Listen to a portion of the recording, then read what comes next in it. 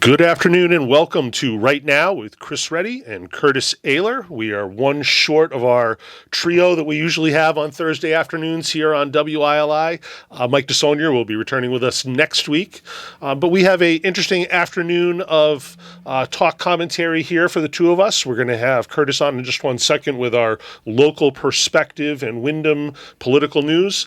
I do want to give a quick thank you to someone who is in studio with us today, our producer Matt, who has been here for a couple of months since we started this show. He's been doing an awesome job, and I want to make sure that he's thanked as our producer here. So thank you, Matt. We appreciate your help. Absolutely.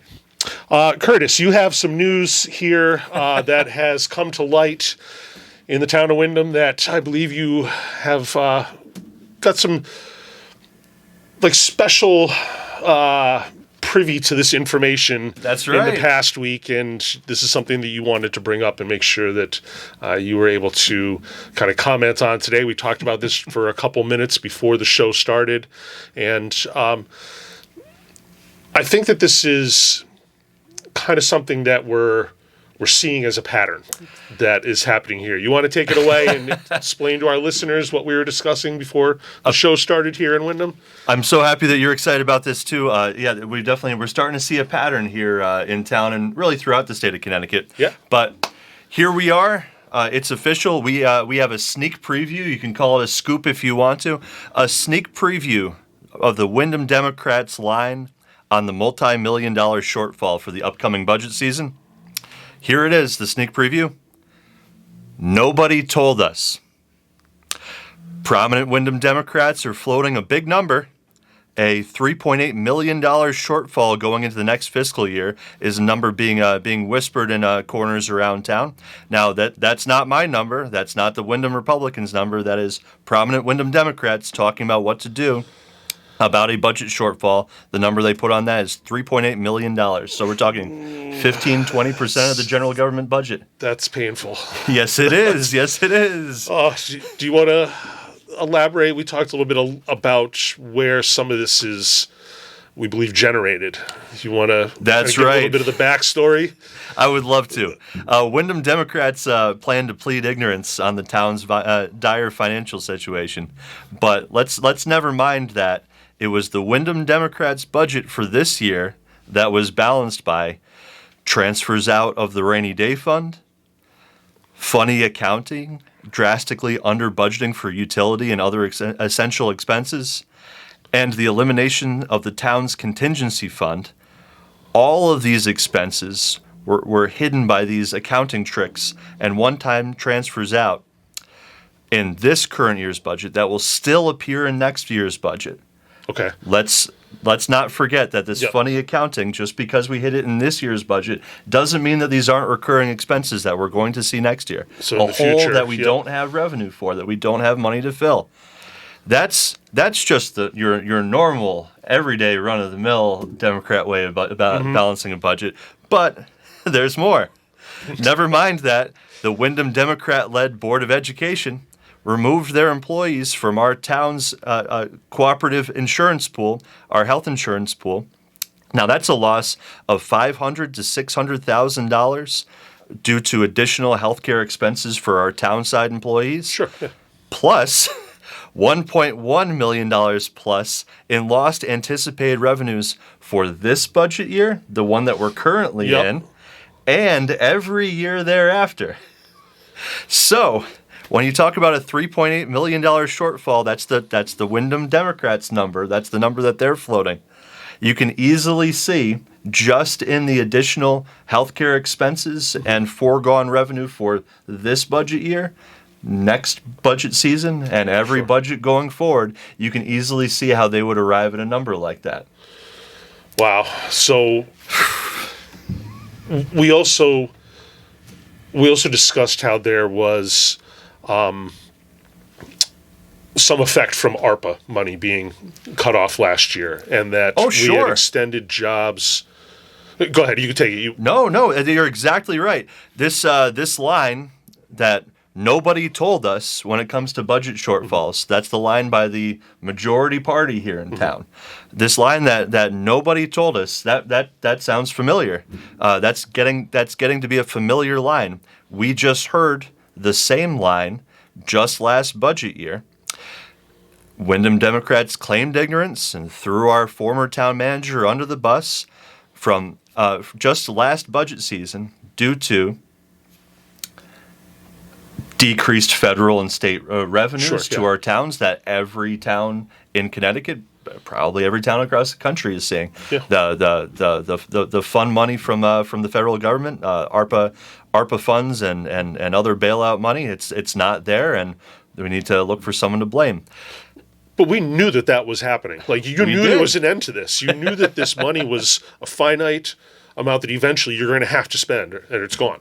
That's right. So that's why we were so surprised to hear the Democrats claim ignorance and say they had no idea of this current budget year's financial situation, because we knew that Fed money wasn't going to last forever. So when they were confused at how they couldn't make up for the cost of bonding, all of the projects that have been going on here in the town of Windham, tons and tons of public building, and the cost of hiring permanent town employees to address temporary problems that they account for backlogs due to the COVID shutdowns. Yeah.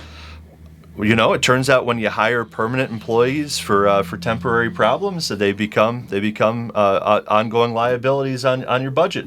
That year and every year afterwards. Yeah. Now that's just reality now, and we saw that here in town. Actually, some of our town departments had tripled in size in the span of 2-3 years.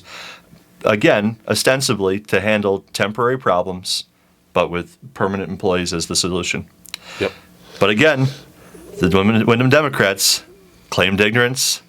Nobody told us for the fiscal year 25-26 budget, and already, it's not even Christmas yet.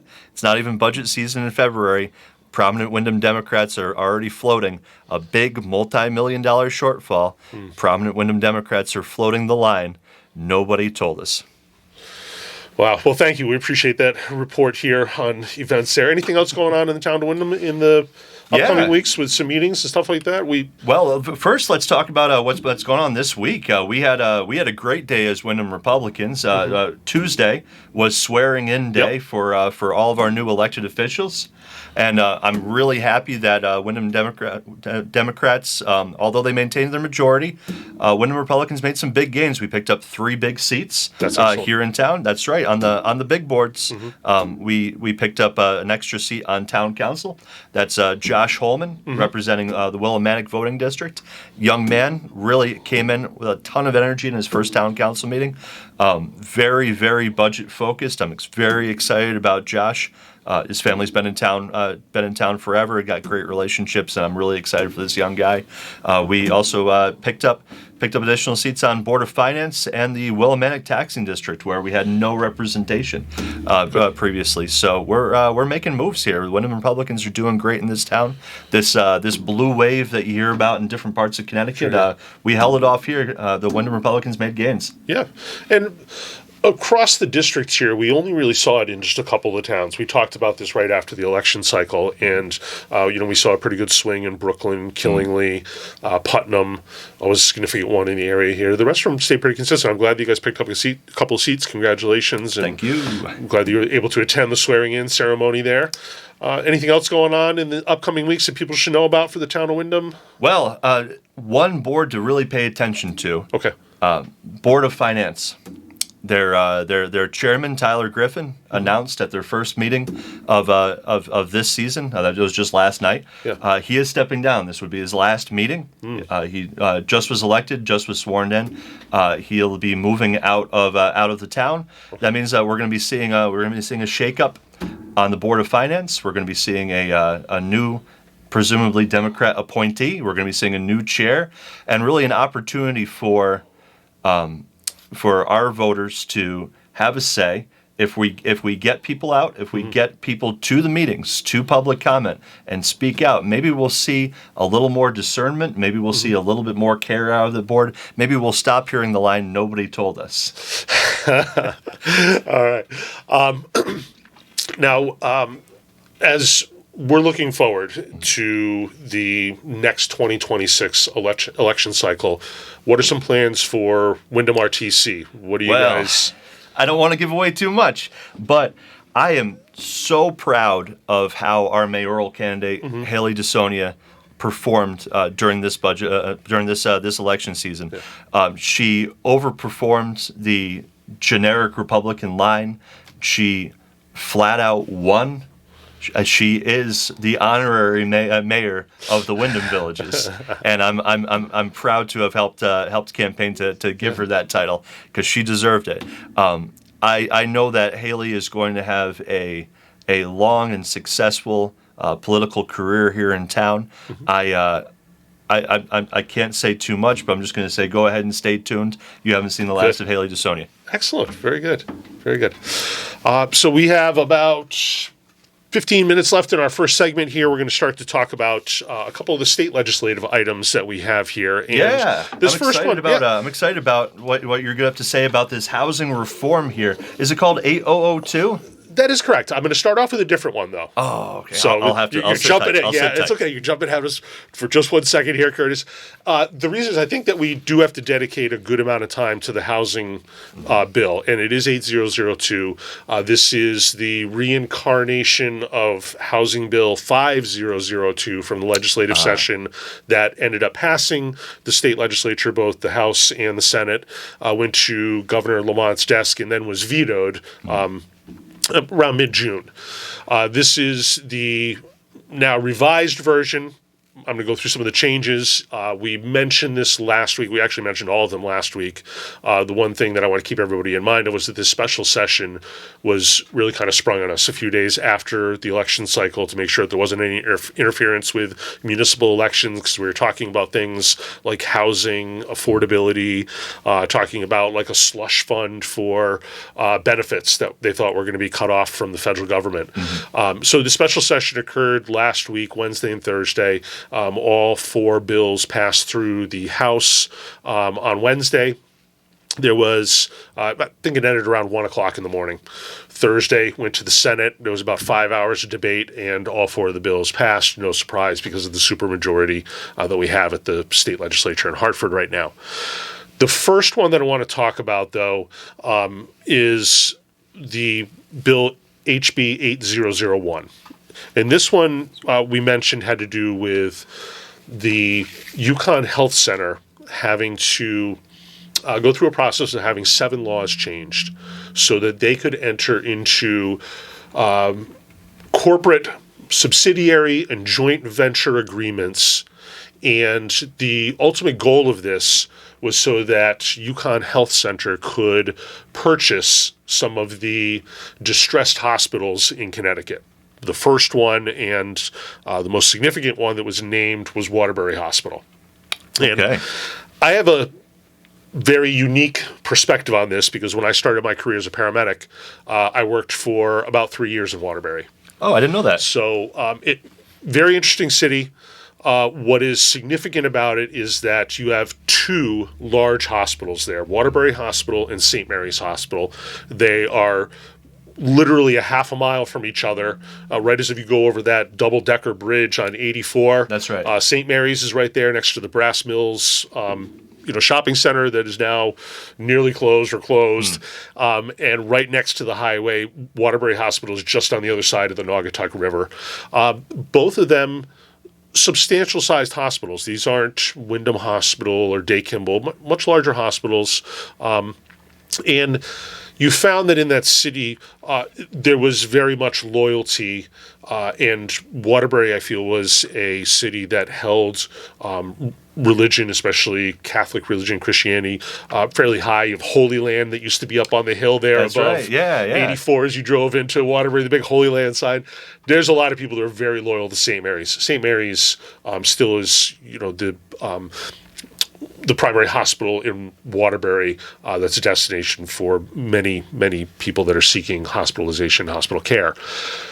Waterbury Hospital ended up getting purchased a number of years ago by a California-based private equity firm.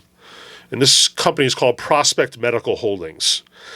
And they own medical institutions across the country, from California. They own two of them in Rhode Island, Roger Williams Hospital and Our Lady of Fatima Hospital in Rhode Island. They owned Waterbury Hospital. They owned some hospitals in Pennsylvania. Bottom line is that this company used private equity to purchase these hospitals. A big concern right there is that any private equity firm is really going to be there specifically for profits and not for community, for patient care, those type of things that really community hospitals, which many of these were for decades, that are now suffering and having difficulty staying open.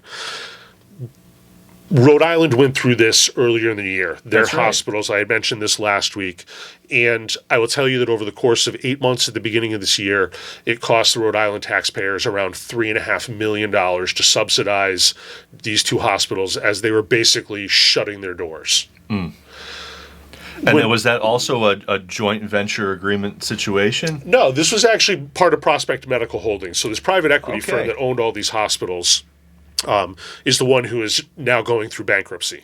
Gotcha.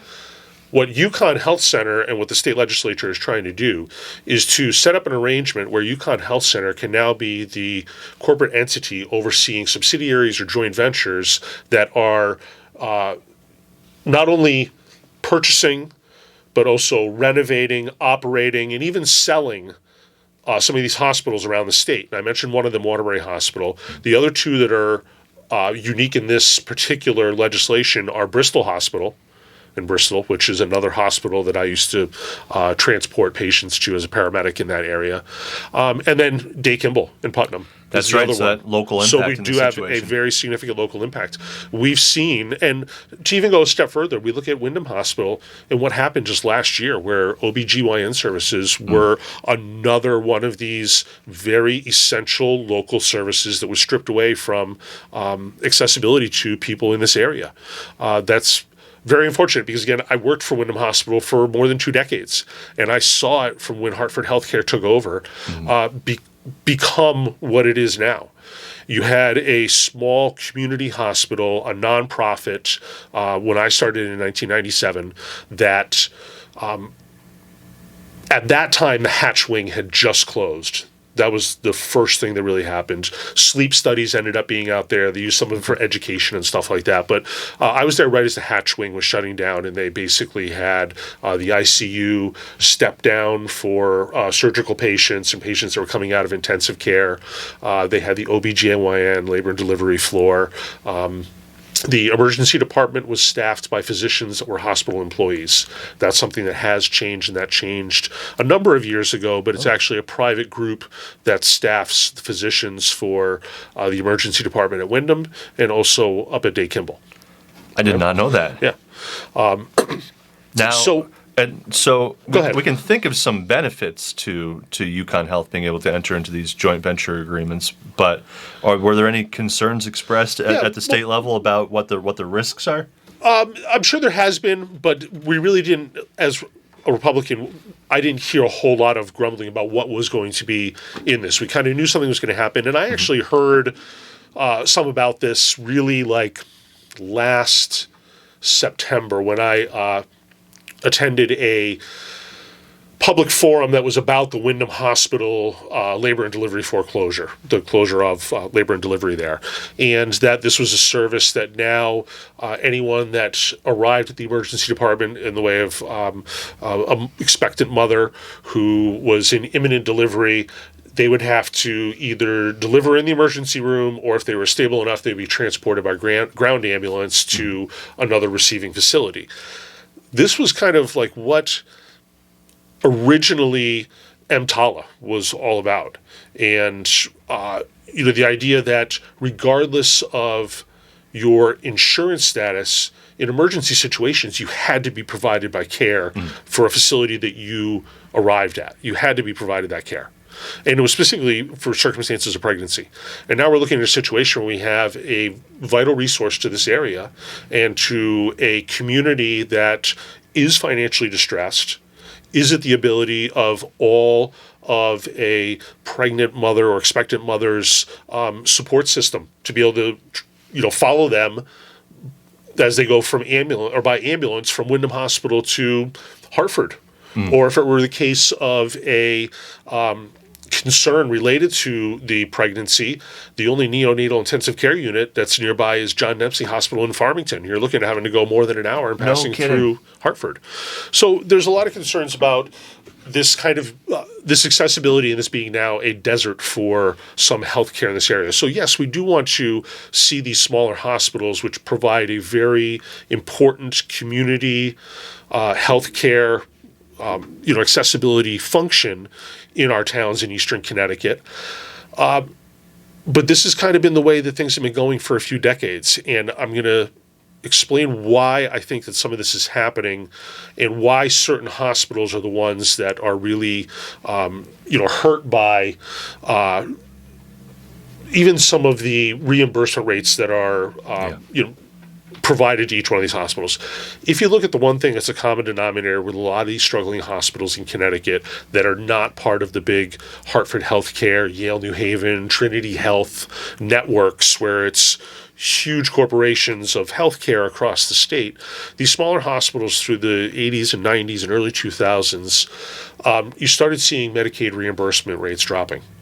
And as the percentages of the patients who were going to these facilities and had Medicaid as their primary insurance provider were increasing. And you look at like Wyndham Hospital, Waterbury Hospital, Bristol Hospital, Day Kimball Hospital, they are above the state average for the percentages of patients that receive medical care in their emergency departments and as inpatients in the hospitals that are Medicaid insurance recipients.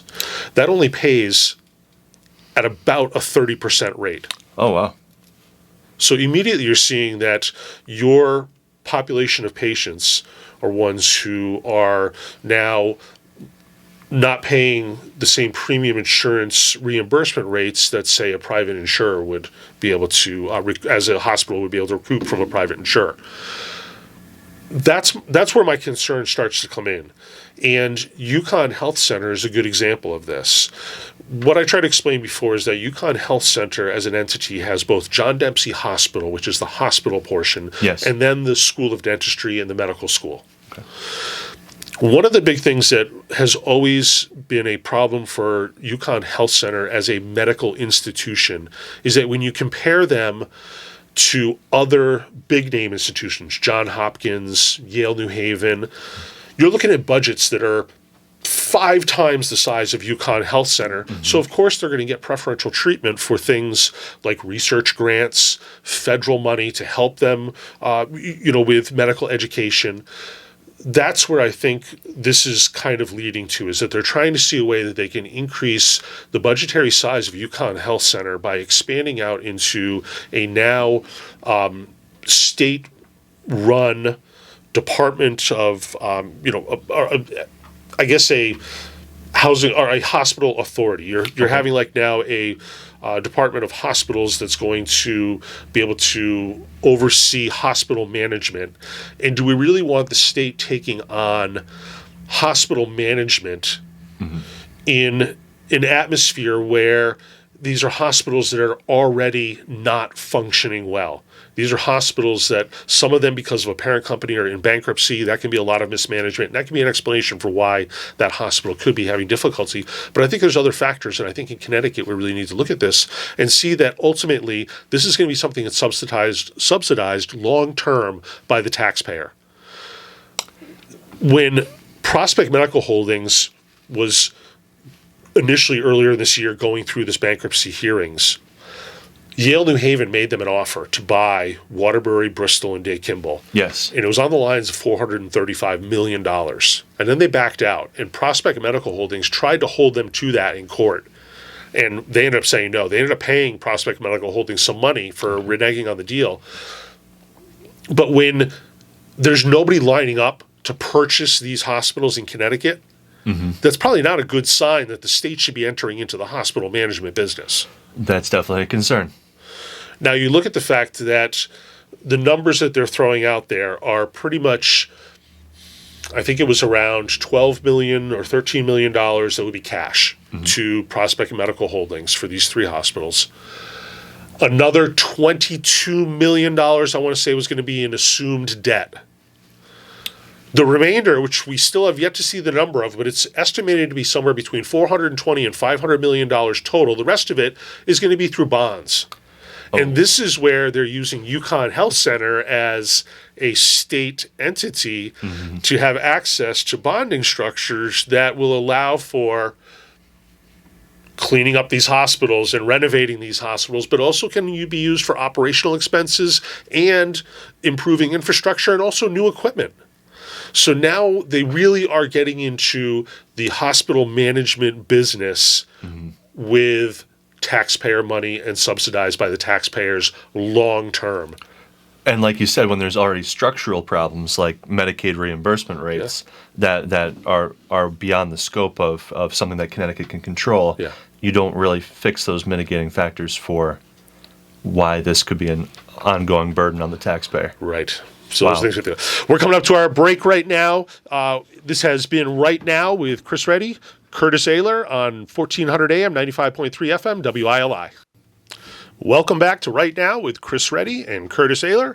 We have been talking about the special session that occurred last week in Hartford and House Bill 8001, which had to do with UConn Health Center's ability to acquire some of the other state hospitals, such as Waterbury, Bristol, and our own Day Kimball Hospital here within the 29th Senatorial District in Putnam. We talked about some of the things that we were concerned about, and I want to kind of provide some context for this to our listeners here. A little bit about the Prospect Medical Holdings, a private equity firm that owned these hospitals in Connecticut, along with several other states here. Currently, Prospect Medical Holdings owes the state about $127 million in hospital provider taxes, and that's since about 2022. The total debt that they are into the state of Connecticut is about $500 million with a B dollars. $500 million. So you can imagine this is something that the state does have a stake in, to want to do something to acquire these hospitals because, frankly, the state is owed a lot of money. So I can understand that. One of the big concerns that I have is that we've mentioned that these hospitals have all fiscally not been doing well. Let me start off with UConn Health Center. Going back to 2023 and 2022, operating losses, 2023, $109.2 million in operating losses for UConn Health Center. Okay. We go back the year before 2022, $149.6 million. A lot of that's subsidized by our taxes. Yeah, that's how it all works, right?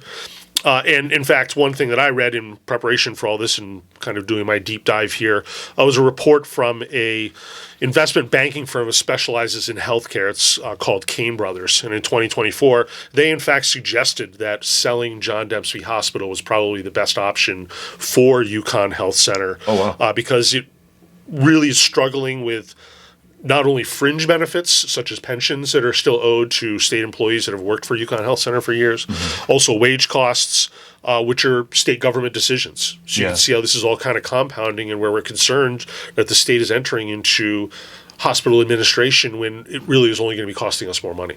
Okay, so that's exactly what I wanted to ask about is when you talk about running a deficit, $100 million here, $130 million there.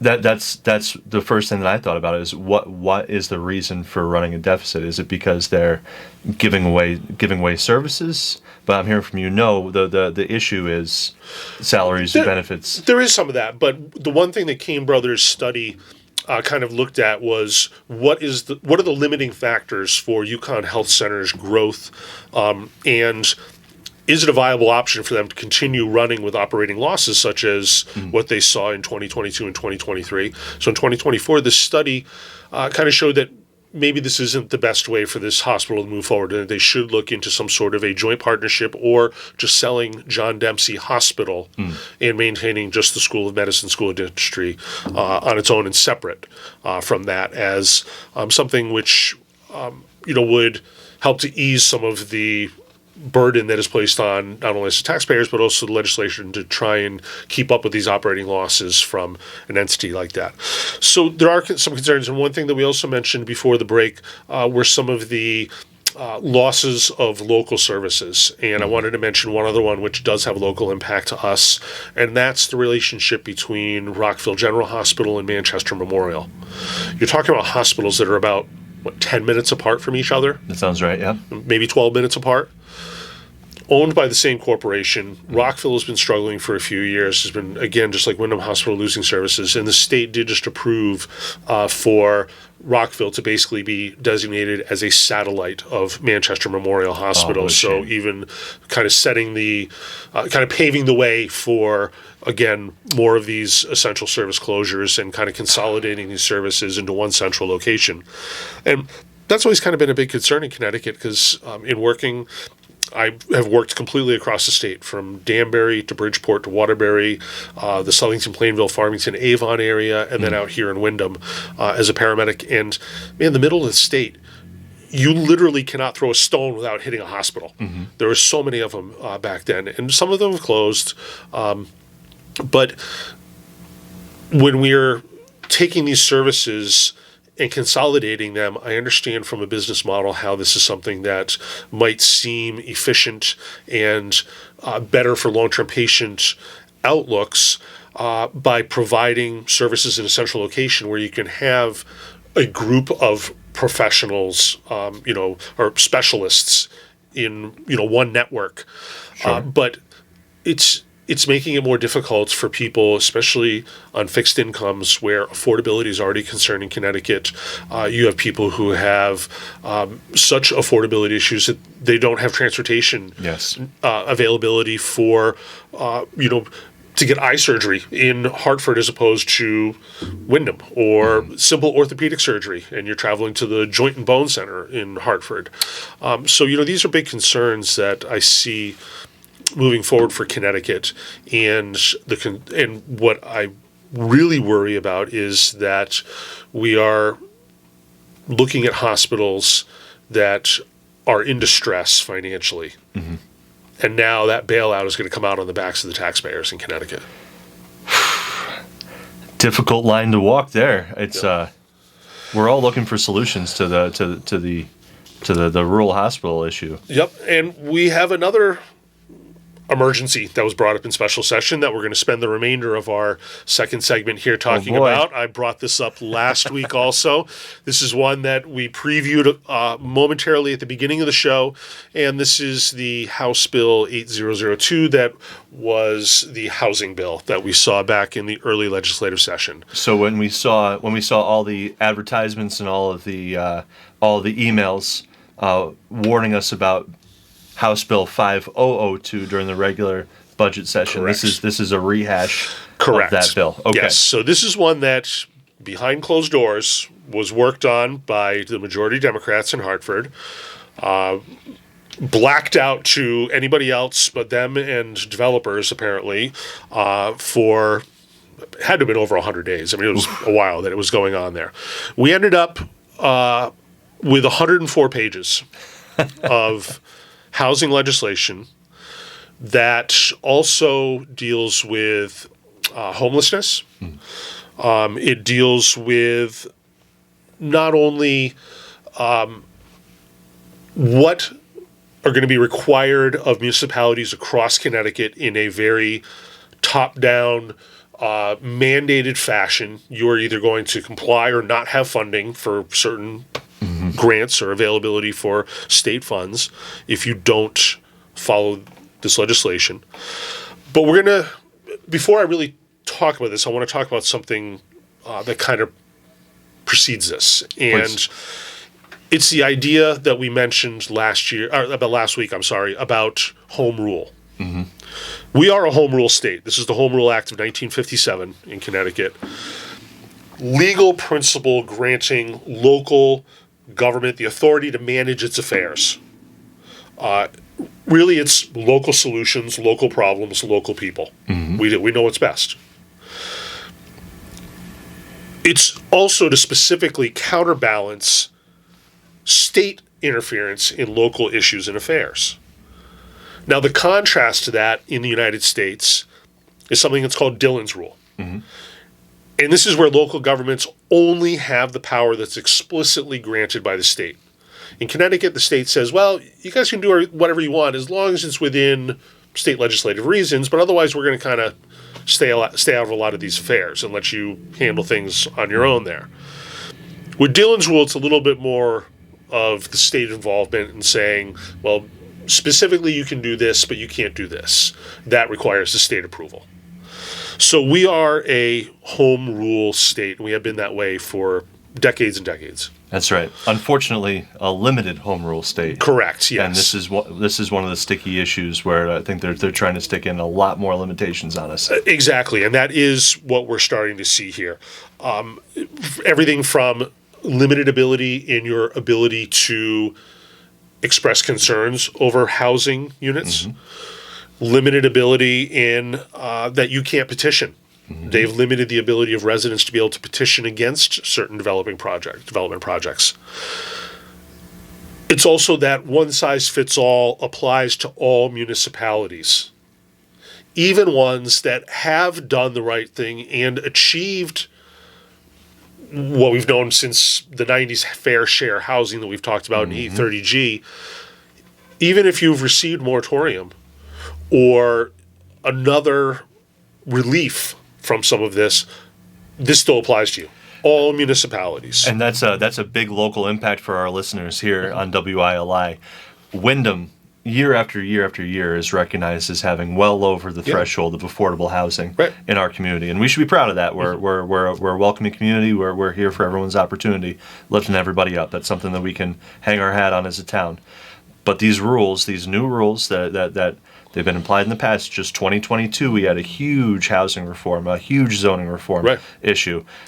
We haven't even adapted to that. But right now, here we are again. Chris is here talking to us about more housing changes that apply to all towns, top down, even if they've already met thresholds, like here in Wyndham, we already have. Yeah, tell us more about this 8002. So what I'm going to kind of preview here, we're going to go through some of the things. Like I said, it was 104 pages, so we don't have time to detail all of it. But we're going to go through and highlight some of the things that are really important that kind of do affect direct planning and zoning control by local authority in this home rule. Before I say that, I do want to say that what it appears to me, and with wording that I saw multiple times as I was reading through this legislation, is that 8002 significantly supersedes the local zoning authority in favorable of the statewide housing goals that are really, it's really a preemptive action against all these towns to achieve the ideological goal of economic diversity in all these towns. That's something we struggle with. And I do want to say that I truly believe that the state legislature, it is impossible for them to be able to say we are legislating affordable housing. They're not. What they're doing is they're creating an environment where developers want to partake in this. They want to take on these developments, which normally would not be a fiscally wise decision as a developer. You're looking at billionaires that have no connection to our towns. They do not have long-term connections here, but they want to come in and be able to say, well, I want to put this here. This is what it's going to do. This is what my housing development is going to provide. These are the numbers. It's going to be deed restricted for 30 years. We're going to go over all those details in just one second here. But it really is a developer's bonanza. Oh, yeah. And I will say that because the state is saying towns take the lead. What they want you to lead in is to create a list of developable land in your town that then they can come in with a developer and say, yeah, this looks like a good spot. We're going to put in 16 units. And by the way, we don't have to provide for on-site parking. That's right. Right? That was one of the things that was originally a big bit of contention in the original 5002 bill. It had been up to 24 units. There was no I won't say there was no requirement. There was very little requirement. There were only a couple of exceptions as to Public health and safety, if I remember. Yes. Yeah. And which is a really narrow exception. Exactly. They were strict on that. And you also have to think about the area that we live in New England. This is an old part of the country. And when these roads were first put in and buildings were first developed, What do you mean put in? You mean when the cows walked from the pasture Exactly. back to the like, field? we have to remember, like, there was a time here on Main Street when there was, horse-drawn carriages that were going down Absolutely. here for a long time, and a lot of these There's side still streets, cobblestones underneath this asphalt. Yeah, exactly. And when you have buildings that are built, and now you're saying that we already know parking's an issue around here. Everyone hates parking in downtown Willimantic. Everybody hates parking up near stores, all right, in Yukon. absolutely. And now we're going to say, well, go ahead. You can convert this previously commercial building into residential units because As of right, yeah. No as of hearing right, exactly. And on top of that, they can park wherever they want because we don't have to provide on-site parking. So let's go through some of these details here. We mentioned this parking minimum mandate eliminated. Really, and this is also a huge financial incentive for developers too, because when you look at having to put up a 16-unit multifamily apartment complex or housing unit, and then provide 20 or more spots in a parking lot, hundreds of thousands, if not more, in development for a paved drive and all that parking area. When if you don't have to take that, if you don't have to change any zoning, you don't have to have any of those headaches or fights, and you're going to say, well, I can change this over to residential, and the tenants can be concerned about their own parking themselves. That dumps it off onto our towns around right. here, and we end up with the parking garage in And downtown. that's what you hear in towns already, like Wyndham and zones where we don't have parking minimums. Then it becomes the town's responsibility. Yeah. Why doesn't the town build us another parking lot? Why doesn't the town Right. provide us with more on-street parking? It becomes the town's responsibility. Ongoing costs, ongoing liabilities. Exactly, and the developer can just wipe their hands of it and That's say, right. my job's done here. Yeah, it's expense passed on to us taxpayers. So we mentioned the as-of-right commercial to residential conversion. This allows conversion of commercially zoned properties into residential developments up to 9 units. And it's, like you said, under a summary review, which means there's no public hearing or other discretionary local approvals that are necessary. The only thing that they're saying is that towns can say that they want the ground level or street level units to remain commercial. Okay. So, and you have to see why. And it's many of these small towns, they rely on a lot of these small businesses for their tax base as opposed to Oh, sure. residential units, which if it's a rental, the landlord's paying the taxes, the tenant is paying through the landlord's, rental fees. But ultimately, like I said, the businesses are what are going to bring in the money that are going to help offset the property taxes in the towns. Oh, without a doubt, yeah. The as-of-right commercial conversion is being pushed primarily in municipalities where there's a transit hub nearby. That's the goal of this housing bill, is to try and get this within a transit district, either train, bus hub, something like that. So that's where they're really looking at those. This is the one that this next one I'm going to talk about is the one that really gets to smaller towns. And while it doesn't apply right now to every town in the state, there are population minimums that are set. The planning is in the phases and in the works. And this is something that you're going to see, and we talked about this last week also. We only have to look to the other side of the state to see some of the concerns that we should be having in our future within 5 to 10 years. We have to have mandated housing plans, which is your inclusionary zones that they've been talking about, or inclusionary zoning. Municipalities must create housing growth plans that are overseen by the Office of Policy and Management, or they will be subject to a regional plan through one of the COGs. And that's where I think a lot of these small towns are going to fall. If you're a large enough town and you have the ability, you're going to create one of these growth plans. Wyndham, Mansfield, they might be able to do that. Some of the smaller towns will not. So this is going to fall into the COGs, which again is another one of those steps that the state government is taking towards regionalization, which is taking local control away from us. Completely unaccountable. Yeah. Have you voted for your COG representative? No. Neither have I. But they're going to have a lot of power over our lives very, very soon. You're absolutely right. Yeah. The next thing is what we mentioned just a few minutes ago, the Department of Housing Authority. So here we are again, growing the bureaucracy in Connecticut. When are Connecticut residents going to say enough is enough? I mean, like, do we have to have New Jersey and California laughing at us about our property taxes? Do we have to have Hawaii laughing at us because our electric rates are higher than theirs when they're 3,000 miles in the middle of the ocean? Like, we got to do something. This is just another bureaucratic growth of the state government where we end up footing that bill. And my concern is that the government can't, and I said this before, cannot provide affordable housing through legislature. They can encourage it. They can do things that will make developers want to come into these towns and develop. But right now, it's something they're not doing on their own. I don't know what the end result is going to be when we have these developers coming in and simply saying, this is where I want to put something, and if you oppose it, the way that this legislation works, you take the developer to court to prevent something from happening. The court sides with the developer. The town is now responsible for the legal costs of the developer. Of course. It's another way of passing this on to us here. One of the other things that is significant in the housing bill, and I talked about this at the top of the show, is homelessness. Okay? We've mentioned this several times in our show. No one wants to see people homeless, especially as we're getting to winter. These are some cold nights. Yeah. No one wants to hear that someone is sleeping outside or unsheltered. But again, the state is spending huge amounts of money on what is a relatively small population of chronically homeless people. And really the definition of chronically homeless is somebody who has been unsheltered for more than a year. They also have significant mental illness, possibly combined with substance abuse addiction, possibly also combined with other chronic medical issues that might not be taken care of properly.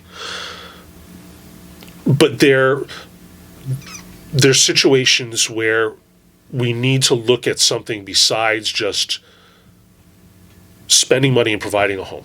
Yes. And we see this because they're trying to pass legislation where we can put up tiny homes and we can take a religious institution, private land owned by a church, and we can put up housing for these people. We have zoning, we have health districts for a reason. When you look at these facilities, they provide enclosure. They provide heat and air conditioning. There's some electricity. There's nothing else. There's no bathrooms. There's no running water. Do you have an idea what the total number of chronic homeless people in Connecticut is? Oh, I couldn't Right venture to now. guess anymore.